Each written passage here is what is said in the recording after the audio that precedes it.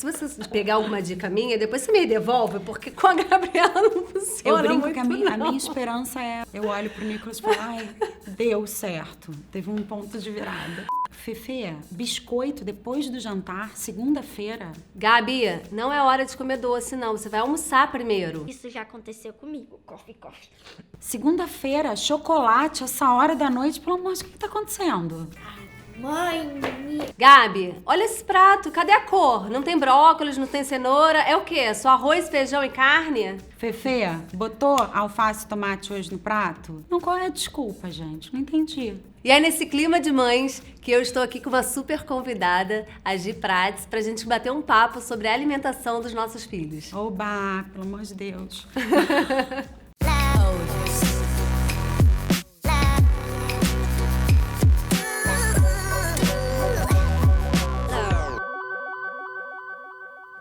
Então, Gi, me conta um pouquinho como é que é pra você lidar com a alimentação, principalmente da Fefê. Ai, tô muito feliz com o convite, primeiro, muito obrigada. Já desejo desde já muito sucesso e vida longa pro canal. Bom, com a Fefê eu tenho alguns desafios, né?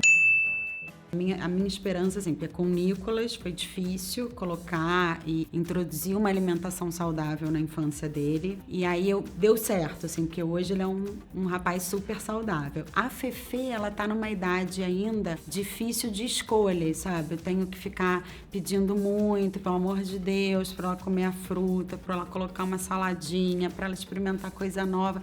E é sempre uma negociação cansativa. E a diferença, assim, de hábitos que eu tenho e o pai dela tem. Que aí, nesse momento, ela fica defendendo, sabe? O doce do lado de cá, o biscoito. Eu falo, gente, pelo amor de Deus, é suado. Eu tô querendo sair desse papo aqui, inclusive, com troca, com dicas, porque eu ainda tô na luta. Gente, olha, isso é super normal, tá vendo? Todo mundo passa por isso. Introduzir alimentação numa criança é um desafio. Quando a criança tá na idade das nossas, né, que é uma transição para adolescência, fica mais desafiador ainda. Primeiro que elas têm essa questão da rebeldia, né? Sim. Elas querem contra tudo que a gente fala, né? Questionar tudo. Mas isso pra quê? Mas isso por quê? E aí também ela começa a dizer não, né? Ela tem as suas próprias escolhas. Então é realmente uma fase muito desafiadora para alimentação, mas tem jeito, gente. Viu? Tem jeito, pelo amor de Deus. Por exemplo, uma coisa que eu aprendi com a minha mãe, que eu comecei a fazer com o Nicolas e depois com a Fefê. A minha mãe, eu lembro muito disso, assim, eu não queria de jeito nenhum comer alface. Aí a minha mãe fazia, como eu sempre gostei muito de arroz e feijão, ela fazia assim, ela fazia pequenas trouxinhas, ela enrolava. Ela fazia tipo um charuto de couve-flor, ela botava arroz e feijão, enrolava na alface. Aí botava um azeite em cima, sabe assim? Ela ia me enganando. Aí ficava crocante, parece uma coxinha, parece um quibe. Aí ela ia assim, eu lembro disso, assim. E durante muito tempo eu comi alface com arroz e feijão. Porque, assim, eu demorei pra entender essa coisa de comer a salada primeiro, sabe? Temperar a salada, porque eu fiquei nessa memória. Então, isso foi um recurso que a minha mãe usou comigo, que funcionou e eu levei isso pra casa. E uma outra coisa, assim, a coisa do mel, o melzinho na fruta. Eu acho que é uma dica, assim, que também... Conforme o Nicolas foi crescendo, a minha mãe também fez isso comigo, você vai crescendo e vai entendendo, né? Acho que você vai amadurecendo o seu paladar também, né? E aí você vai aceitando uma coisa mais ácida aqui, menos doce e vai acostumando, assim. Mas vai diminuindo o mel. Um pouco mais, depois um pouco menos, não é isso? Tá certo? Pode ser uma solução? Na verdade, gente, toda criança já nasce com as papilas gustativas com todos os sabores, né? Amargo, azedo, doce e salgado. Porém, na introdução alimentar, muita gente comete o erro e apresenta o paladar doce para a criança. Então, antes dos 2 anos, não é recomendado entrar com nada doce, né? Nem mel, nada disso. Por quê? Porque você está estimulando o paladar doce e aí o paladar doce meio que achata as outras papilas, fazendo com que realmente a criança goste muito mais do doce e aí ela começa a buscar o doce, né? Então, esse recurso que você fez, né, que você aprendeu até com a sua mãe, é justamente dar o doce, que é uma coisa que a criança já gosta, porque ela já estava gostando, e aos pouquinhos vai tirando para que ela vai sentindo o sabor realmente das frutas. Isso pode ser uma estratégia para você poder incluir frutas na alimentação infantil, sim. Mas o ideal é que a criança já seja apresentada sem nada doce, para que ela realmente conheça os paladares das frutas naturais. Sim. Né? As crianças, elas vão repetindo o que elas aprenderam dos pais, né? Então, eu sempre falo que os pais têm que ser exemplo. Então, como é que você quer que a criança coma alface, tomate, brócolis se você não come? Viu, pai da Fefe? Mas isso é muito sério, porque assim, eu, né, me tornei nutricionista depois, já mais adulta, né? E a minha alimentação era péssima. Eu comia realmente fast food, comia arroz, quase não comia feijão, muita batata. Olha, gente, tem solução, tem um corpão. Exatamente. Então, você que tá aí preocupada aqui, ó. Pois é, e aí, como é que eu ia ensinar meu filho a comer? Porque quando, né, o bebê nasce, a mãe amamenta, né, que tem, né, a gente sempre estimula a amamentação. E aí depois começa a introdução alimentar, né? A criança vai no pediatra junto com os pais e eles orientam como que faz a introdução alimentar. Sim. E aí a mãe começa a dar aquela comida, mas que ela muitas vezes não sabe nem qual é o gosto, né? Acontecia isso comigo, eu forçava meu filho a comer chuchu e eu nunca tinha comido um chuchu na vida. Então, assim, é muito desafiador. Quando a criança é bebê, ela não percebe, ela vai aceitando tudo. Sim. Conforme a criança vai crescendo, ela começa a receber esses estímulos e ela, dentro do mundinho dela, começa a se questionar. Ué, mas se minha mãe não come, por que eu tenho que comer? Né? Até porque a criança vê os pais como referência. Sim. Como é que lida com isso? Então, eu sempre falo, quando a gente vai trabalhar com criança, a gente tem que trabalhar com a família. Não basta trabalhar só com a criança. A família inteira tem que estar dentro dessa alimentação mais consciente, mais equilibrada, para poder fazer com que a criança coma o que realmente tem que comer, né?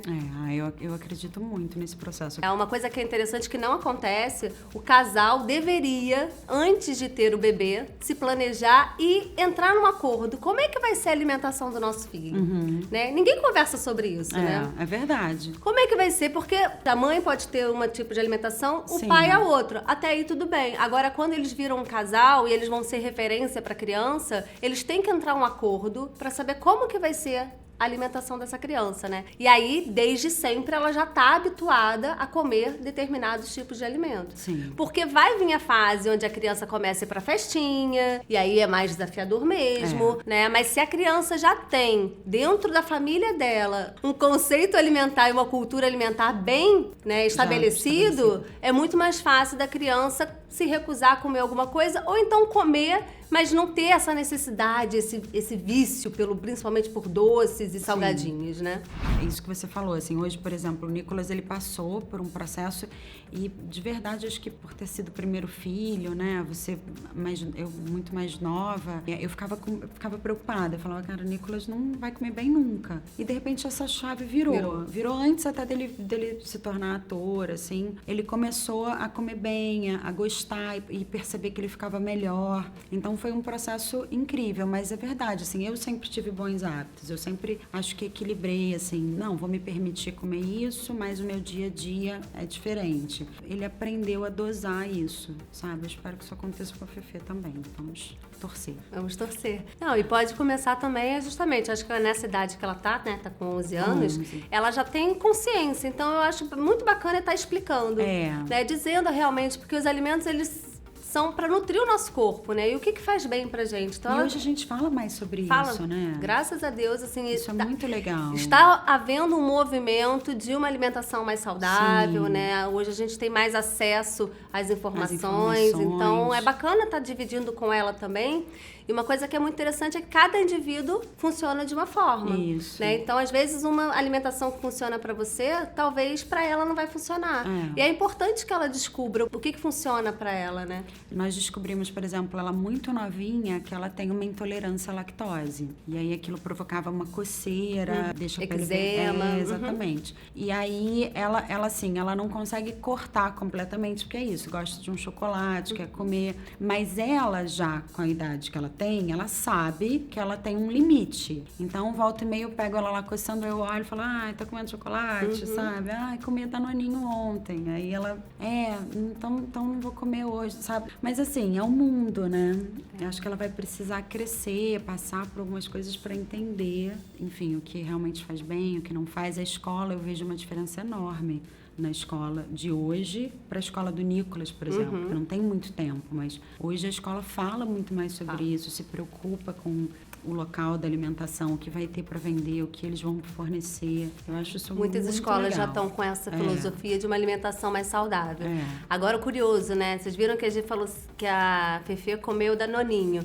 E aí eu sempre me questiono, como que tem um Danoninho em casa? Pois é. Quem comprou? O pai. Pois é. Eu te falei. Isso é uma coisa muito engraçada. Quando eu faço mercado, sempre dá briga. Porque nunca tem nada que eles gostam. Aí, uma estratégia, como eles sabem que eu odeio fazer mercado, olha só. Já pedem pro pai fazer. Não, ele já pega... Outro dia eu cheguei em casa, ele tava fazendo compra pelo computador, tranquilíssimo, assim, conversando. Eu falei, o que você tá fazendo, né? Porque, assim, normalmente não fica com o computador, a gente conversando. Ele, tô fazendo mercado. Na hora eu pensei, eu falei, sua manteiguinha com sal, seu chocolate. Eu falei, exatamente. Quando eu deixo escapar, esse mercado entra. Mas viu como é importante essa conversa entre o casal sobre como é que vai ser a alimentação do filho? Porque não tem como, gente. Não tem como, né? A mãe estabelecer uma alimentação saudável, aí vem o pai e entra com doce, com biscoito. Né? Não, eu então não compro mesmo essas coisas. Isso eu já entendi. Até comigo, né? Com a gente. Assim, se você não quer comer, não dá pra ter em casa. Exato. O meu marido, ele é muito engraçado, porque ele fala com a minha funcionária que o dia que ele chegar em casa e não tiver Coca-Cola, ela tá na rua. Olha, gente, então, aí já é uma ameaça direta, né? Olha a responsabilidade, porque ele sabe que se ele for me pedir, ele vai ficar sem. Vai ficar sem. Então ele fala com a funcionária que ela tem que comprar Coca-Cola, que ele não pode ficar sem, que se um dia ele chegar em casa e não tiver Coca-Cola, ela tá demitida. Gente, aí E tadinha da Iana, ela fica desesperada pra comprar Coca-Cola. Aí ela sempre compra. Sempre compra Coca-Cola pra ele. E isso é outro desafio, né? São os lanches escolares, né? Gia, a gente vai ter que dar uma paradinha, mas semana que vem tem a parte 2, tá bom? Opa, então tá bom. E deixa aqui pra gente também a sua história, o que você tá passando aí na sua casa com seus filhos. Todos os desafios, conta pra gente. Sim.